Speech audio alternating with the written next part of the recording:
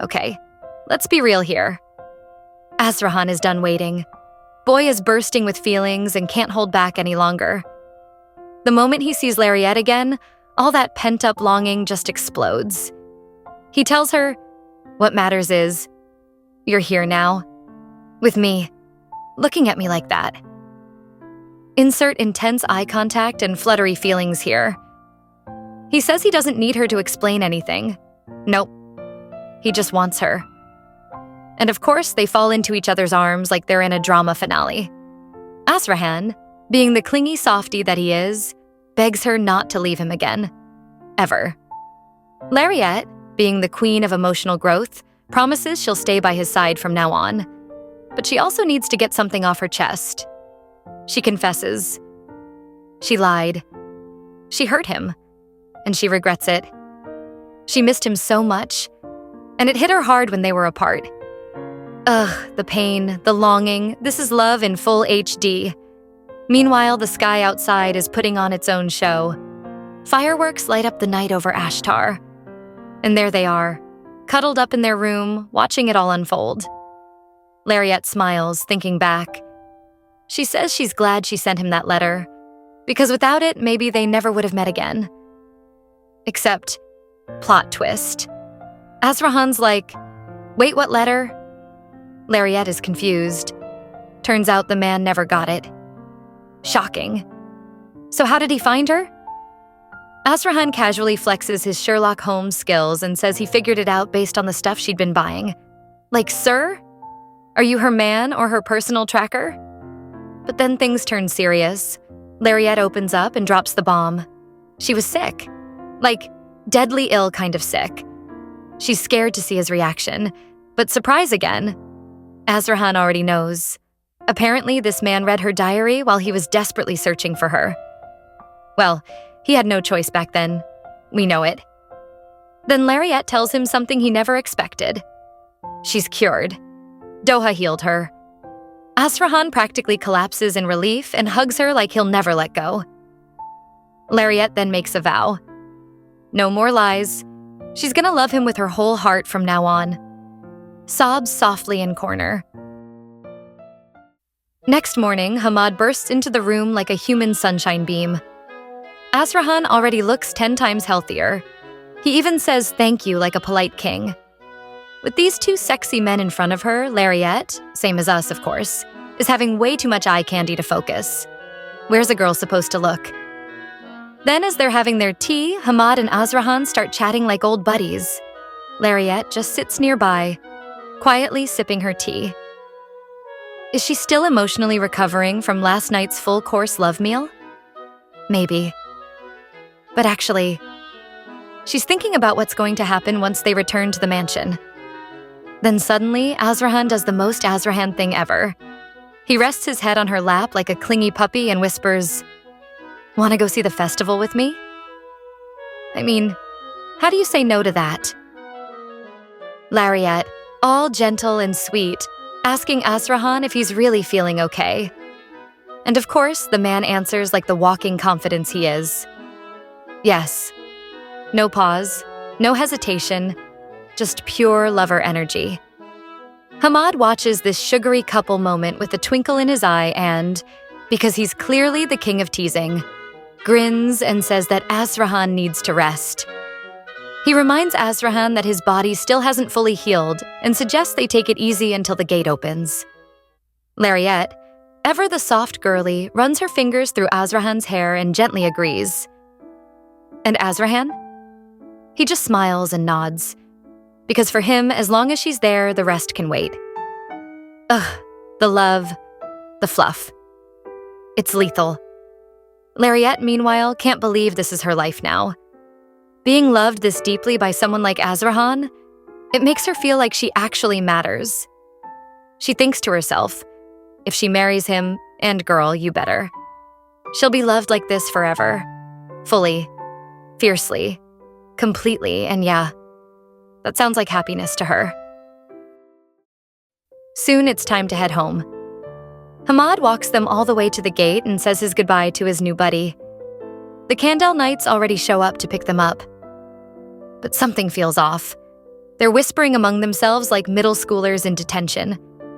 Lariat notices immediately. Something's weird, and not in a fun, gossipy way. On the ride back, Azrahan compliments Hamad's kindness. Lariat smiles, heart quietly happy that her man finally has a friend. Aw, growth. When they arrive at the Kandel mansion, Hallstein and the servants greet them politely. But Lariat senses it again. Something feels different. Not in a surprise party way, more like a why is the air cold even though it's summer kind of way. Yeah, that kind. That night, the Kandel Knights throw a wild party to celebrate their return. But it gets a little too boozy. The drinks flow, the emotions pour, and suddenly it's open mic night for night complaints. They start venting about how Lariat caused so much trouble.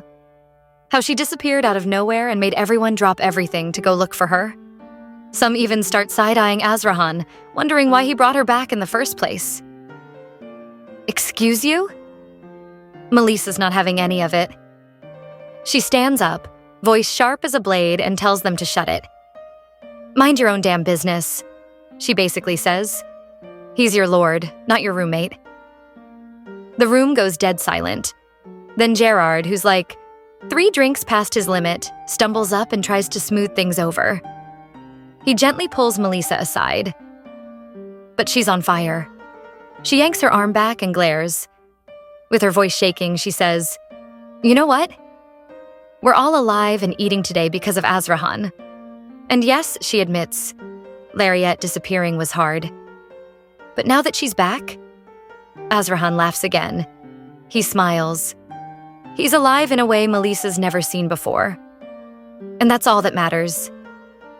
Gerard gently agrees. He says not everyone is as strong as she is, but everything she said? Completely true. Melissa blushes bright red. And Gerard? Yeah, he teases her for it. Of course, this man lives to get under her skin. Meanwhile, in another part of the mansion, Hallstein gathers the servants. With Lariat back, they need someone assigned to her personally. He asks. No one steps forward. Heads drop like falling dominoes. Hallstein sighs. He's not even surprised. He already knew this was coming. In the middle of the night, Lariat, in her room, pale-faced and not looking her usual glowy self. She rings the bell once, twice, 3 times. But guess what? Nobody comes. Crickets, total silence. She tries to calm herself. She's been through worse than this, she reminds herself. She can survive this too. The next morning, Azrahan finally walks into her room. And what he sees makes him stop in his tracks. The room is a disaster zone. No one's cleaned. No one's checked on her. And Lariat? She's sick. Sick because she had to bathe in ice-cold water, alone. Cue Azrahan's rage mode. He immediately calls for Hallstein. The man appears. Cool, calm, very much in his butler aesthetic. He says he'll send a priest and assign a servant to Lariat, like it's just another Tuesday. But Azrahan isn't buying it. Something in Hallstein's voice feels loaded. And then, finally, Hallstein drops the mask. He admits he knows Lariat once saved Azrahan from the curse, but he still questions why Azrahan brought her back, because she was the one who chose to leave. Hallstein looks tired, sad even. He says he just can't watch Azrahan suffer again. And then, he says something that hits like a punch to the gut. Now that the curse is gone, maybe it's time you find someone else. Excuse me? Azrahan is speechless, fully stunned. Before he can respond, Hallstein adds quietly, "If you want to fire me, go ahead." And then walks out. Just like that. Later, while Azrahan gets back to his duties, his mind isn't with the work. He remembers what the priest said. Lariat used too much of her power. She needs full rest. And now he's riddled with guilt. He didn't even notice she was sick. He was too wrapped up in everything else. And now a darker realization hits him. If even Hallstein, loyal, dependable Hallstein, could say something like that, then maybe the rest of the mansion feels the same. Maybe no one truly wants Lariette here. The thought crushes him. Did he make the wrong call? Is he messing everything up again? His past trauma starts creeping in, whispering old fears. He wishes he could be like Hamad. Steady, reliable, strong. Then he looks at the magical communication device sitting in front of him, and an idea starts to bloom. Early the next morning, Lariette wakes up. She feels better. Her room is clean. The world seems less cold. She starts to sit up. But suddenly, someone gently pulls her back into bed. It's Asrahan. Turns out he's been sleeping next to her the whole time, guarding her like a grumpy angel. Lariette can't help but smile. He looks ridiculously adorable right now. She cups his cheeks, leans in, and whispers, "When did you get here?" Asrahan, still half asleep, just mumbles, "Sorry." And in that quiet moment, Lariette understands something. She needs power. Real power. Not just inside the Candel walls, but beyond them. She kisses his forehead, tells him to rest, and tucks him back in like the sleepy prince he is. He tries to apologize again for not realizing she was unwell, but Lariette stops him. She says that this isn't his fault. And then, with a calm but steady voice, she adds, "This is my battle to fight. I need to fix it on my own. If you fix it for me, it won't mean anything." Later, once she's back on her feet, Lariette finds Hallstein hard at work. With a bright, glowing smile, because let's be honest, she's sunshine in a dress, she offers to help him. She might not be great at socializing, but she knows she's good at something. Getting things done. Meanwhile, over at the royal palace, the emperor has called in Asrahan. He awards him a medal for winning the war, as he should. And then, because royal gossip never sleeps, he offers something else. Princess Erzi's hand in marriage. But Asrahan doesn't even blink. He turns him down without hesitation. And with that signature, cold but cute face of his, he simply says, "I already have someone. Someone he chose. Someone he loves." Earlier that day, Asrahan had sat quietly in front of the magic communication device, reaching out to the one person he knew would give it to him straight. Hamad. He explained everything. How Lariette was being ignored, shunned, and silently punished by nearly everyone at the mansion. And how helpless he felt, knowing she was enduring it without a word of complaint. Hamad, being Hamad, didn't sugarcoat anything. He gave Asrahan two simple options. The first, show the entire mansion how important Lariette was, not just as someone he loved, but as someone valuable to House Candel. The second, make it official. Marry her. Give her the position no one could question. His equal, by title and by heart. Later, back at the royal palace, after Asrahan rejects the emperor's offer to marry Princess Erzi, the emperor is stunned and immediately asks who Asrahan's partner is. But Asrahan stays silent, his face calm and cold as always. The emperor's curiosity embarrasses Princess Erza. Meanwhile, the other nobles begin whispering. Rumors spread fast. Maybe the woman Asrahan wants to marry is none other than Lariette, the last direct descendant of House Blanche. Meanwhile, at the Candel mansion, Lariette is completely unaware of the ripple she caused in the palace halls. Instead, she is busy working through ledgers with Hallstein, offering advice with calm precision and fresh eyes. She makes suggestions Hallstein hasn't even considered, proposing not just efficient spending, but generous acts, like donating saved funds to war victims under the Candel name. Hallstein was floored. He's never seen someone from a noble house think this way. He admits Lariette explains everything so clearly.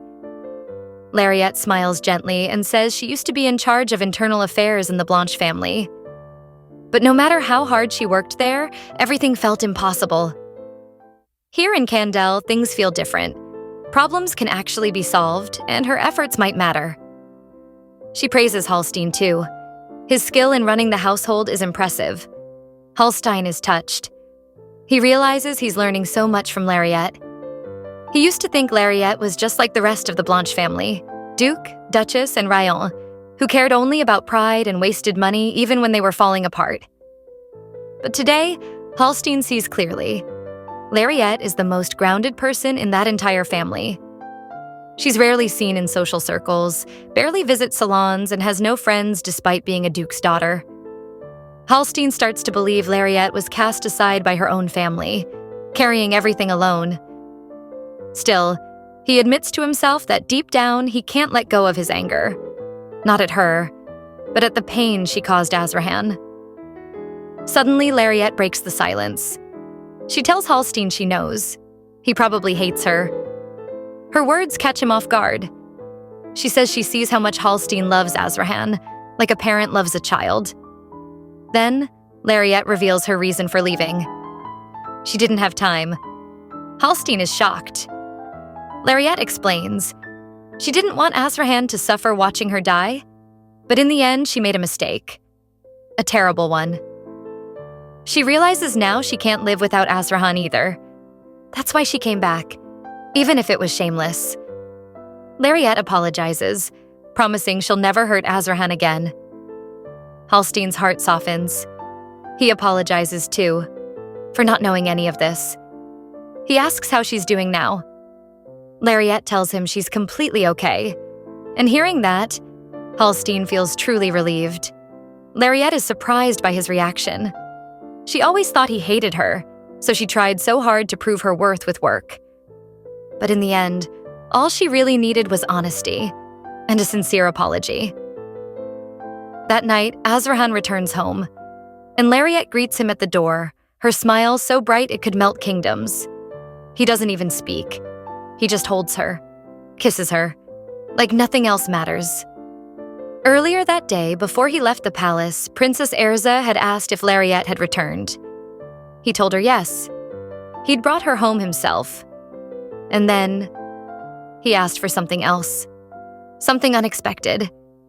He asked Princess Erza to help him because he wanted to propose to Lariette, and he wanted to do it in a way that would truly make her happy. Back at the Candel mansion. Yup. Azrahan and Lariette clearly aren't planning to let a single day pass without being all lovey-dovey. I mean, can we blame them? They've been apart for so long. Azrahan, though, he's caught between desire and concern. He notices Lariette wince a little in pain and asks if she's really okay. But then, oh boy. Lariette leans in and whispers something teasingly into his ear. She tells him she's all better now. Guess what that means? Yep. Azrahan wastes no time. He goes full throttle again. This man has zero chill when it comes to his woman. I can't blame him. The next day, Lariette meets up with her friends. The ladies and Princess Erza greet her warmly, full of excitement. They immediately start asking about her trip, and Lariette, sweet, honest Lariette, says she wants to tell them the real reason she left. Her tone shifts slightly serious as she begins explaining everything. The struggles, the illness, the pain. She finally lays it all out. And their reaction? Oh, my heart. They hug her tightly, moved by everything she's been through. Lariette then nervously asks if they can forgive her for not telling them sooner. Lady Charb, with her soft voice, says it's completely understandable. They get it. The red-haired lady, I forgot her name. Sorry, girl, adds that it's not the kind of thing that's easy to talk about, especially with all the rumors flying around about House Blanche. Just as she's about to say more, Princess Erzi swiftly shuts her up by covering her mouth and quickly changes the topic. She asks Lariette about her wedding plans with Azrahan. Everyone looks at her, eyes full of anticipation. Lariette blushes a little and admits that yes, she does want to marry Azrahan. Hearing that, Princess Erzi lights up like fireworks and immediately asks what kind of proposal Lariette dreams of. Lariette calmly says something not too extravagant, just something simple. Then suddenly she turns the conversation again, curious about the rumors regarding the Blanche family. She knows one of her distant relatives is supposed to inherit the Blanche name. her uncle to be exact. But honestly, the man is barely holding things together, and Lariette has no idea who the title will go to next. Her mother is no longer mentally stable, and honestly, Lariette doesn't want to worry about Blanche anymore. That's not her life now. She's not part of that family anymore. Meanwhile, back at the palace, Azrahan meets Princess Erze. She casually drops the most important update of the day. Lariette doesn't like flashy proposals. Azrahan freezes for a second. Panic alert. He quickly asks what kind of proposal Lariette would like. Erze thinks for a moment, then suggests maybe something quiet and meaningful, like spending time together somewhere beautiful. Oh, and one more thing. Erze tells Azrahan that Lariette seems to miss her old magic teacher, Joel, and her faithful maid, Anne. She suggests this might be the perfect time to bring a magician into the Candel household and maybe even bring Anne back. Azrahan takes it all in, a little surprised, but grateful. He says he'll think it over. Then he stands up, excuses himself. Duty calls, after all. The Emperor keeps him busy. Back home at Candel Mansion, Lariette is totally lost in thoughts of her beloved. She waits for Azrahan's return, while sprinkling rose petals across the bed. Why? Let's be real here. She's 100% setting the mood for round... Who knows what number this is? These two are unstoppable. Seriously, do they ever get tired? So, Lariette? She goes all out. Romantic setup, flower petals, mood lighting, everything ready for a night full of passion and cuddles. Except, Azrahan takes forever to come home. And in the most tragic twist of fate, she falls asleep first. When he finally gets back, the poor man finds her already snoozing like the sweet angel she is. Guilt hits him like a truck. He carefully shifts her into a comfier sleeping position, whispers a soft apology for being late, and presses a gentle kiss to her cheek. He promises, in that quiet, sleepy night air, that once his duties are done, he'll stay by her side. Yeah, okay, Mr. Duke. Better keep that promise. We're watching you. The next morning, Lariette wakes up to an empty bed. Cue the sigh. She stares at the spot beside her, wondering if Azrahan ever even came home last night. That tiny pang of sadness creeps in, but she brushes it off, gets up, and gets ready to face the day like the queen she is. As she walks through the hallway, Hallstein appears out of nowhere. As always, juggling a stack of documents. He gives her an update. Turns out he followed her advice on the budget cuts. And now House Candel has a decent chunk of savings. Excited, he asks her what to do with the leftover funds. And Lariette? Oh, she delivers. She suggests donating it as humanitarian aid, so people associate House Candel with generosity, not shady opportunism. And maybe also send a gift to the Emperor, just to avoid rumors. Hallstein looks like he just got hit with inspiration lightning. Her ideas make so much sense. But of course, not everyone's loving Lariette's growing influence. A few lurking servants overhear their chat. And just like clockwork, whispers begin. She must be the future Duchess. Touching the house affairs already? Can't believe she's back here like nothing happened. Yeah, they're not over it. Clearly. Later that day, Lariette heads out to visit her uncle, Ben, now acting head of House Blanche. She congratulates him with grace, but Uncle Ben just smiles and says he won't accept the words. His leadership is only temporary. That makes her pause. What is he planning? Is he going to hand the role over to his son? She doesn't know much about her father's side of the family, so she's not sure. But then Ben hits her with a plot twist. He asks when she plans to take over the role of head of House Blanche. Excuse me? What? She's visibly shocked. And Uncle Ben is confused at her reaction. After all, with the firstborn gone, it's only natural the role falls to her. Lariette flashes back to the days of Rayon, the disaster of a sibling. And honestly, she used to think she could do better. Maybe even lead if it ever came to that.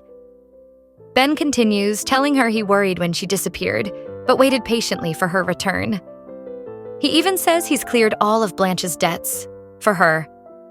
He explains that she deserves to know everything if she's going to take over. He even tells her he understands why she left the family back then.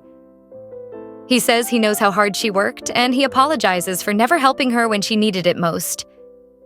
Lariette's brain goes into detective mode. This is a lot. Too kind. Too smooth. She wonders if he has an ulterior motive. She tells him straight up that they haven't had any real connection all this time, and that he has no reason to help her. The words sting. Ben is taken aback. But softly he says it's only natural. They're family. Still, Lariette's mind spirals. She questions everything. The Blanche family is a mess. There's nothing to gain from it anymore.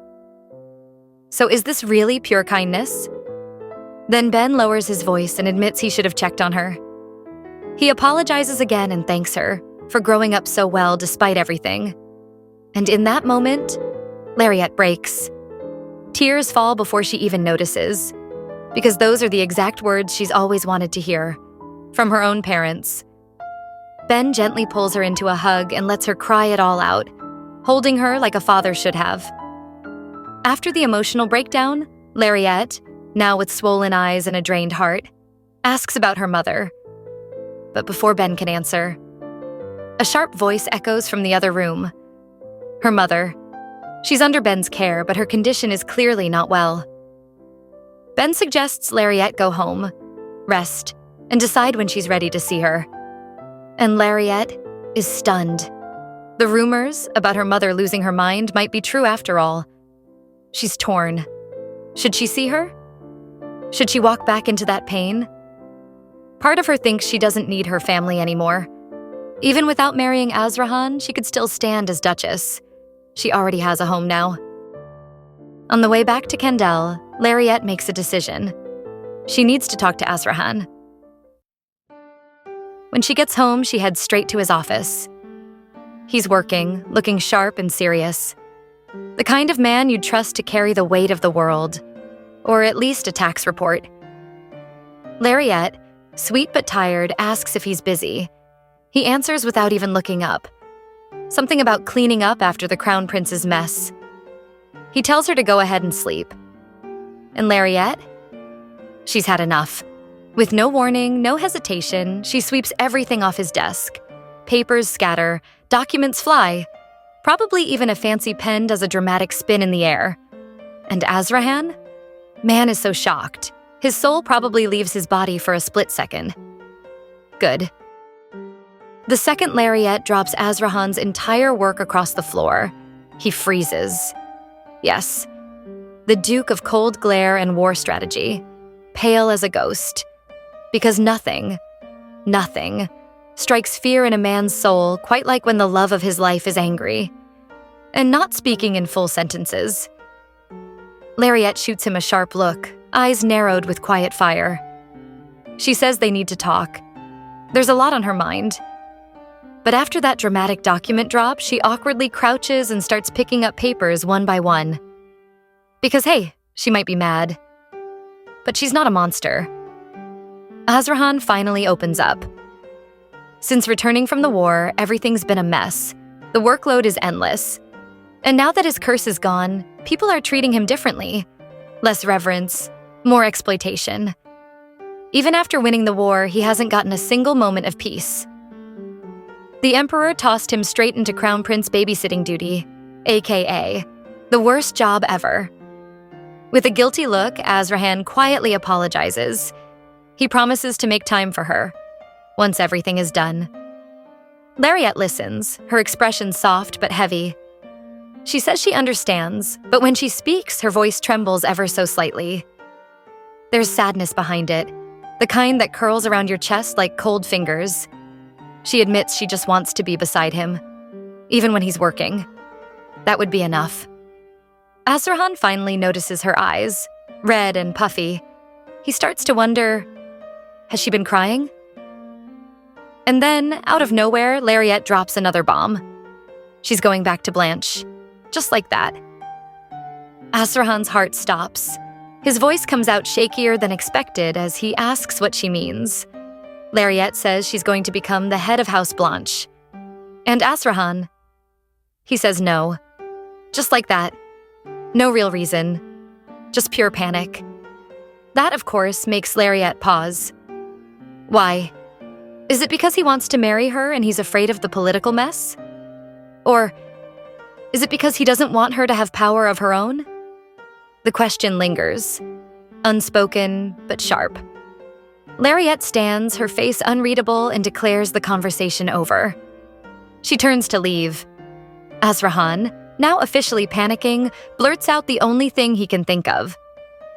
Joel will be returning to teach her magic. Anne, her old loyal maid, has agreed to come back too.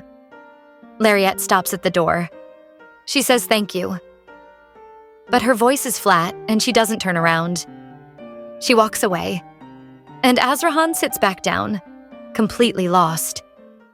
In her room, Lariat is laying on her bed, replaying everything. Her own actions, her tone, her desperate plea for time and attention. She hates it. She feels like she begged for love. Like she cornered Asrahan into thinking she's asking for marriage. She feels small, immature. She wishes she had handled it differently. A moment later, the door opens quietly. Asrahan slips into bed behind her, not saying much, just lying beside her like the broken man he feels like. He gently asks if something happened with the Blanche family. He apologizes for not noticing earlier. He promises he'll try harder. Lariat, still facing away, finally speaks. She tells him her mother has lost her mind. She explains everything. How her uncle paid off all the Blanche family's debts. How he's acting as temporary head in her name. And how he apologized. Showed kindness. Something Lariat never expected, especially from her family. Her voice shakes as she confesses the weight of it all. The feelings she's been carrying. The jealousy of Rayon, who always had the spotlight, the love, the praise. She says maybe if she becomes head of the family, she'll finally be worth loving. Asrahan doesn't say anything for a moment. He just pulls her close and holds her like she's the most fragile, precious thing in the world. Then finally, he speaks. He says she's already worthy of love. Just as she is. He explains why he reacted the way he did. It's not because he doesn't believe in her. It's because he knows what that role will demand. Constant oversight, endless burdens, public scrutiny. And he just doesn't want her to carry that kind of weight. But if this is truly what she wants, then he'll support her, every step of the way. Lariat blinks.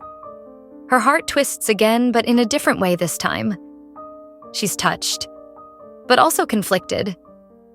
If she becomes Duchess Blanche, she can't marry him, not as long as he holds the Candel name. She says so, and Asrahan just smiles. That sweet, heart-melting smile. He tells her he'll find a way. It won't be easy, but he'll do whatever it takes. Because there's no version of his future that doesn't have her in it. Lariat has spent her entire life afraid of being alone.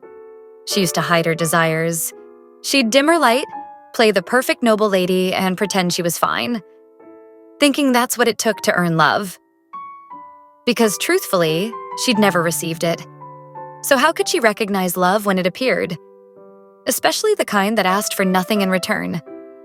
And when she did start to feel it, she stuffed it down, denied it, smothered it.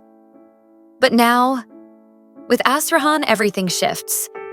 His love isn't loud or showy, but it makes her feel like she can be everything. She could become anyone, do anything. And just one word of love from him is enough to make her believe in herself. Fully, completely, unapologetically. The next morning, Asrahan is off to meet the royal headache himself, the crown prince. And oof, what a disaster. Mr. Arrogant starts off strong, declaring that he can't accept a woman. Yes, a woman leading a noble house. He sneers, makes some smug comment about how ridiculous it would be. Disrespects every competent woman in the kingdom in just under 5 seconds. Honestly, gross. Biggest ick of the week. Then, as if that wasn't enough, he casually asks if Asrahan has finished the assignment yet. The one he dumped on Azrahan. The one that's not even Azrahan's responsibility. The one that's been eating up all his time. The time he could have spent with Lariette. Oh, and in case you're wondering, yes, Azrahan is boiling inside. This man is this close to snapping. He mentally files this entire moment under reasons why this brat should not be emperor. But with a perfectly composed face, Azrahan says he'll finish the task this week. And the crown prince? Instead of saying thank you, he insults him. Says Azrahan's only good at war, not at thinking. Then he has the audacity to demand it be finished by the day after tomorrow. Let's all take a moment to imagine what would happen if Azrahan gave him one punch. Silence. Respect. A nation healed. But no, Azrahan holds it in. For Lariette, for House Candel. He grits his teeth and agrees because he won't let this fool ruin her future. Back at Candel Mansion, the atmosphere is completely different. Warm sun, busy hands, and hearts doing good work. Hallstein is leading the charge, organizing aid deliveries for war victims. Melissa is there too, working hard like the powerhouse she is. She's lifting a heavy crate, because of course she is. And who appears? Gerard. Ready, watching, smiling. He steps in to help, but Melissa waves him off like, I got this. Don't touch my box. Still, Gerard just casually takes the crate anyway, ignoring the scolding that follows. And then, with that classic grin of his, he drops the line. He just wants to do something nice.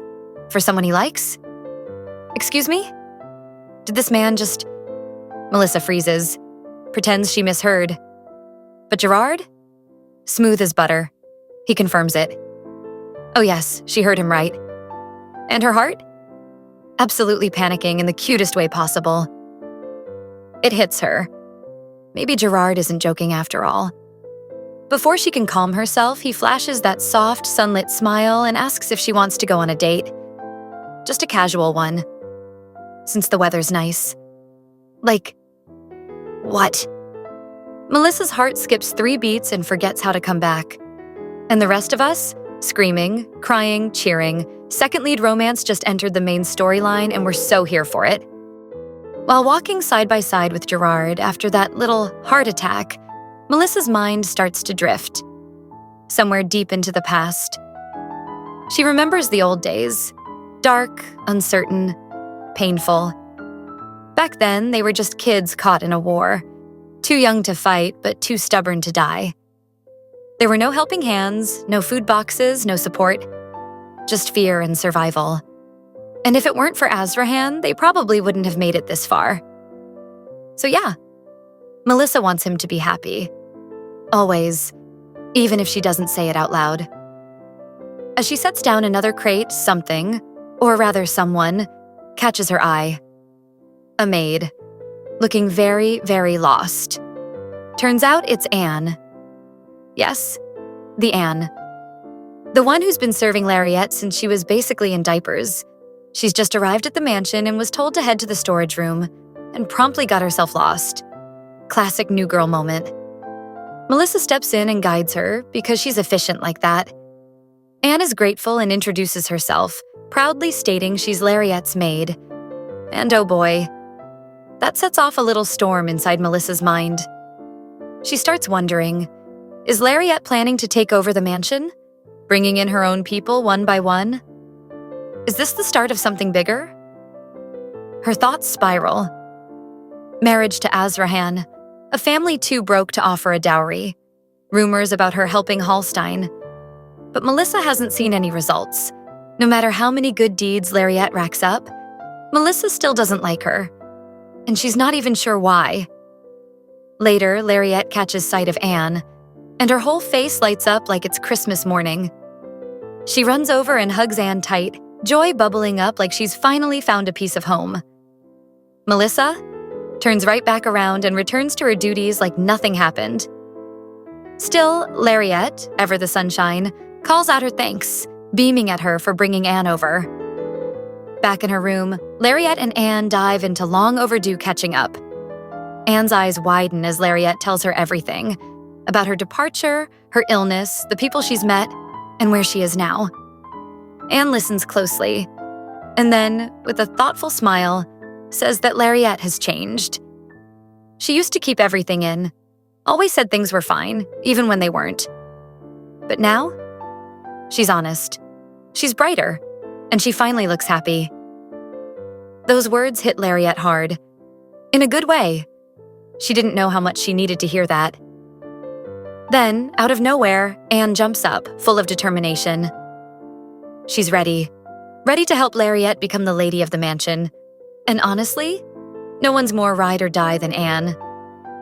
After blitzing through her household duties like she's powered by espresso and girl boss energy, Lariette is ready to head to the royal palace for her next task: magic lessons with Joel. She looks so excited, practically glowing with joy. Joel notices too, even compliments her on how fast she's improving. But even in this moment of happiness, Lariette's thoughts drift to someone else. Doha. It was Doha who taught her magic first, who guided her through every flicker of light and whisper of power. She left him behind. Suddenly, without the closure she wanted. And now, she's wondering how he's doing. Is he okay? Is he mad? Can they still be friends without hurting each other? Because honestly, Lariette's not sure. Somewhere far from the golden halls and cozy parlors, there's blood. Lots of it. Doha's robes are stained crimson, his breath sharp and uneven, eyes blazing with fury. He doesn't ask questions twice. One priest after another falls at his feet, all because he wants one name: Gibralfaro. And when he finally gets it, no mercy, not tonight. Not for those who hid behind the name of gods while turning their backs on the innocent. The temple is silent now, save for the quiet crackle of flames and the faint whisper of Doha's fury. Meanwhile, in the royal palace, things are a bit less bloody. Lariette, now a regular in the castle's magical halls, finishes her lesson with Joel. She strolls through the palace like she owns the place. And let's be honest, she kinda does in our hearts. And finds herself in Azrahan's office, where mountains of paperwork are giving serious "I need a vacation" vibes. Curious, she asks if she can read what's keeping him so busy. It's about the war, Azrahan's victory, the fall of Danube, and the need for reconstruction. The Empire has gold, sure, but not enough hands to rebuild everything. The usual source for that labor? The temple. But under Gibralfaro's leadership, the temple has gone full mafia mode. They're demanding territory and cash in exchange for human lives. Ugh, disgusting. Lariette frowns. This is no longer about charity. It's extortion in fancy robes. And if the temple keeps gaining power like this, it could rival the Empire itself. Even worse, the one handling this is the Crown Prince. Yes, that Crown Prince. Insert eye roll here. Azrahan watches her face go from concentration to judgy queen mode and smiles to himself, half expecting her to start cursing out royalty. But instead, Lariette surprises him. She suggests a solution. Why not use mages for healing? She knows a few who'd help. And if Azrahan offers proper payment, more might follow. There's no shortage of gold now, just imagination.